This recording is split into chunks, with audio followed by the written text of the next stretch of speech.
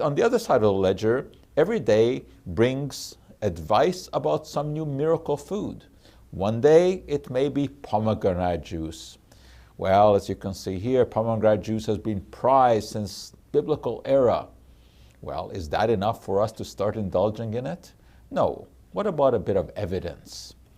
But at least it's an interesting place to start our discussion of food and nutrition right at the beginning. Let's go back to those days of the Bible. There's science in there.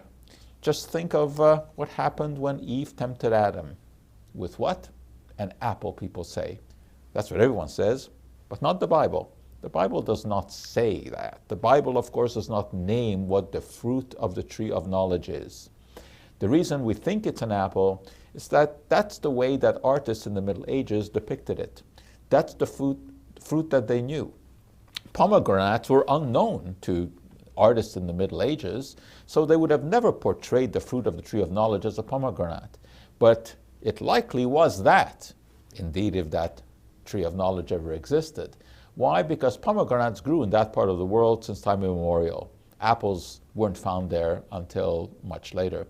And the pomegranate would have been a very, very good choice for the fruit of the tree of knowledge. Why? Because it has anti-cancer properties. What are those properties? Well, pomegranates contain compounds called aromatase inhibitors. And those are very interesting because what studies have shown is that if you take cultured breast cancer cells in a laboratory, in a petri dish, and you douse them with pomegranate juice, they multiply less quickly. That's interesting. But what do we make of that? The only thing we can make of that scientifically is that if you go into a lab and you take cultured breast cancer cells, put them in a petri dish, and drown them in pomegranate juice, they multiply less quickly. We cannot assume that therefore pomegranate has any effect on humans. That takes a great deal more work. But advertisers will very often just take a smidgen of scientific information and then blow it out of perspective. That's how you get pomegranate juice being advertised as a way of cheating death.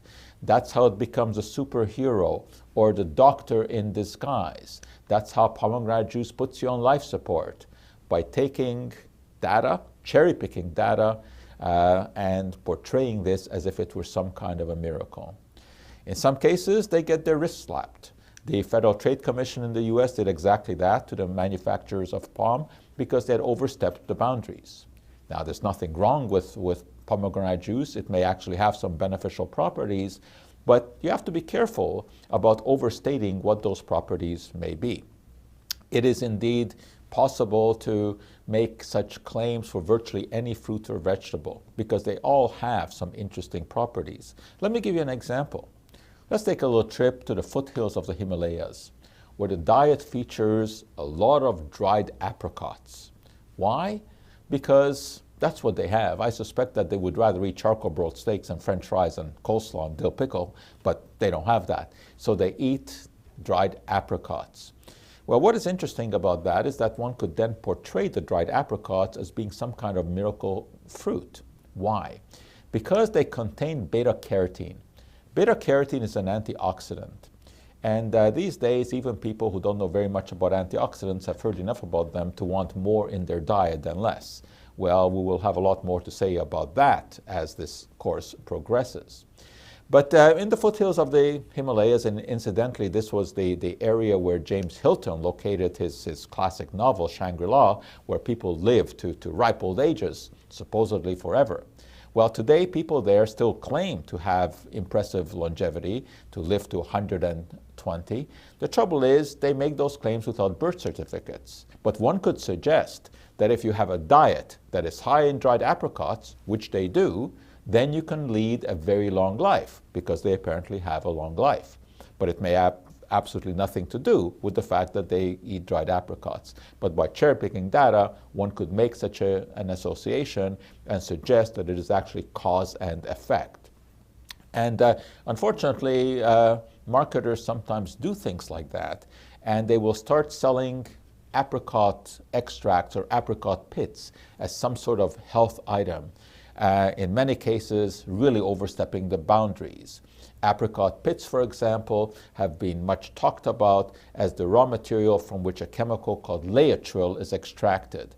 Laetrile turned out to be a bogus cancer remedy, but at one time it was very popular. Steve McQueen, the actor, used Laetrile when he suffered from a terrible disease called mesothelioma, which is a type of lung cancer.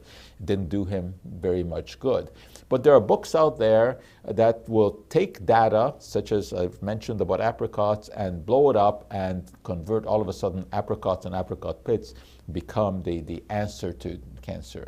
Well, of course, we look at those kind of things with a grain of salt. What we do is analyze all of the information that is out there in the scientific literature. And that's something that the National Cancer Institute, for example, does.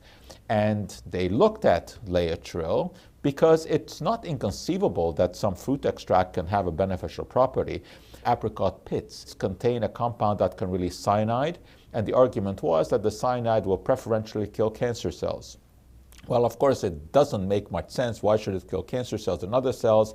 Well, they argued that cancer cells are multiplying more quickly, and therefore the cyanide will have a bigger impact on that. Not a totally unreasonable argument, but it has been tested. And the data show that Laetrile does not have an effect on cancer. And in the world of science, what we do is go by the data. We go by the peer-reviewed scientific literature, not by hearsay, not by they say, and not by emotion.